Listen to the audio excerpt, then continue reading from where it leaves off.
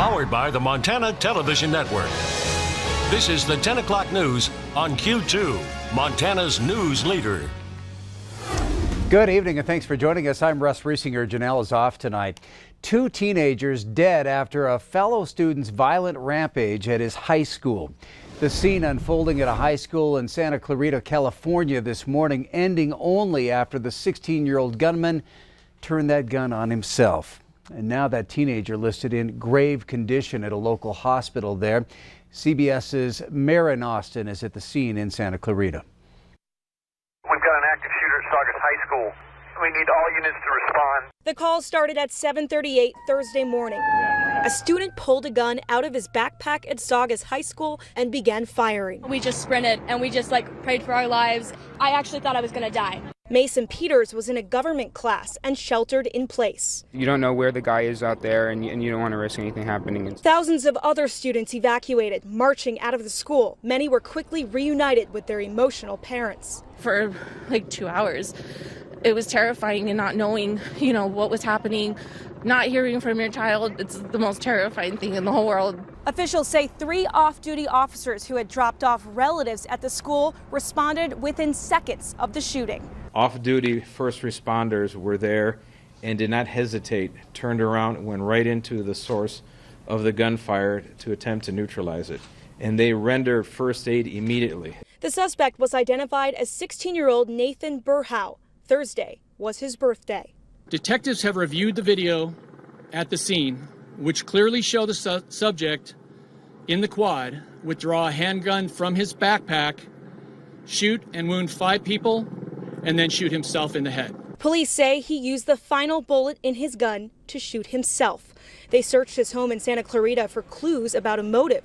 This was the 366th mass shooting in the U.S. so far this year, defined as 4 or more victims. Maren Austin, CBS News, Santa Clarita, California. Well, the L.A. County Sheriff says the suspect's Instagram account bio read, "Have fun at school tomorrow," before it was changed after the shooting, meaning someone else may also have had access to his account. Well, the Amber Alert for 3 Great Falls children has been canceled and the children found safe. Those children were abducted in the middle of the night by their non-custodial parents, who police say have a history of drug use and violence. A phone that belonged to the suspects last pinged in Idaho, just over the Montana state line. Tony DeMontigny and Elora Wright each face 3 charges of custodial interference. Also in custody, the children's grandfather. He's facing 3 felony charges for accountability to custodial interference.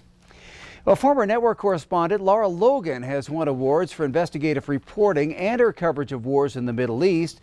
Well, tonight she spoke here in Billings. Q2's David J. has more from her talk at Rocky. David? Well, Russ, Lara Logan talked about journalism and issues in the U.S. and the Middle East. She lives in Texas and passed on some wisdom from her former home of South Africa. Freedom is an ideal for which I would like to live, but it is also an ideal for which I am quite prepared to die. Logan used a quote from Nelson Mandela while he was imprisoned and before he became president of South Africa. About 300 people came out as part of the Rocky Mountain College Presidential Lecture Series. In February of 2011, Logan was attacked and escaped with her news crew during the Egyptian Revolution. What happened to me wasn't going to be my dirty little secret to carry in shame as a burden for all my life. I built on something I heard another victim of rape say many years ago when I was a young girl. They took so much from her that night. She wasn't going to give them the rest of her life as well. And that's pretty much what I have lived by. And Lara Logan has been working with Sinclair Broadcasting as a special correspondent. She's now working on a 4-part story from the U.S.-Mexico border for Fox News. Russ? All right, thank you, David. Well, connecting with nature while staying connected, it's good for your Instagram, but some worry it might not be the best for those needing a break. And that's why Yellowstone National Park officials need your input. The National Park Service is seeking public comment on a proposal to install indoor Wi-Fi networks and associated equipment throughout Yellowstone National Park. Now, if a permit is approved, more than 500 antennas would be installed on employee housing, visitor lodges, and pre-existing towers. The park says the antennas would be minimally invasive and have no adverse effects on wildlife or historic structures. Comments must be received by November 29th and can be submitted online, hand-delivered, or by mail, and you can find all these addresses on ktvq.com. Bozeman High School students voicing their concerns over the Fellowship of Christian Athletes, saying the on-campus group discriminates against LGBTQ students. The group used to be an officially sanctioned club at the school, but some students claimed it discriminates against the LGBTQ community by requiring its members to sign a sexual purity pledge that forbids sex outside of marriage and homosexuality. FCA is still allowed to meet on school property, and the students want that to stop. So we understand that policy can sometimes only get us so far, but we found it concerning that a group could be openly discriminatory and have discriminatory views towards an at-risk community in a public school. Well, the students that spoke at the school board meeting said they would like to see the local FCA chapter break away from the National Club's application that requires those students to sign the pledge before joining. All right, let's turn to the weather now. Chief Forecaster Bob McGuire here with us. And Bob, you've got some pretty good news. Let me remind you, last Monday we started at 1 below zero. I remember. Since then, we've been slowly working our way back up. And let me show you, the weekend is here and we're going to get into the 50s. Oh, yeah, all the way through. Friday, we're looking at mostly sunny skies, but we might see a 30% chance for some rain showers moving in late in the day as a new cold front starts moving through. Now, this is not an Arctic cold front. This is one from the Pacific, so it's just going to cool us down a little bit for Saturday. And it's going to be pretty dry. We're looking at 51 degrees for the high on Saturday and mostly sunny skies today. The low that night down to 35. Sunday also looks like we're warm back up to 58 degrees with about a 20% chance for some scattered rain showers then too. And then after that, check out what happens later on in the week. It'll be 59 on Monday, Tuesday 51 degrees, and then finally on Wednesday we'll cool back down to about 41 degrees. We might see some snow move in then. We'll have more about that coming up in a few more minutes. Russ? All right, thank you, Bob. Well, as members of the House prepare for another public impeachment hearing tomorrow, leaders of both parties are doubling down on their positions. The first public impeachment hearing surprisingly yielded new information from a key witness. Nicole Killian is on Capitol Hill with a look at what lawmakers are saying.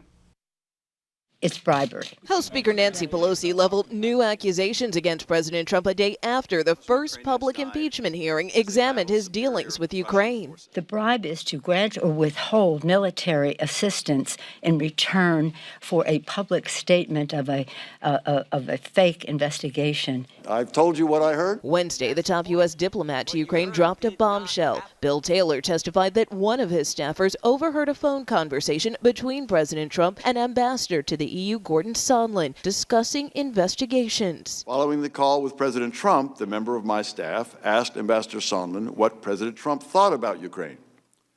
Ambassador Sondland responded that President Trump cares more about the investigations of Biden, which Giuliani was pressing for. The president says he doesn't recall the conversation, but David Holmes, the staffer who reported it to Ambassador Taylor, is expected to testify behind closed doors Friday. Nothing is there is impeachable, and we should not be putting our country through this. Republicans elevated their calls to hear from the whistleblower, and the president took to Twitter to do the same thing. I'm not going to vote for any resolution that denies the president the ability to confront his accuser, which is the whistleblower.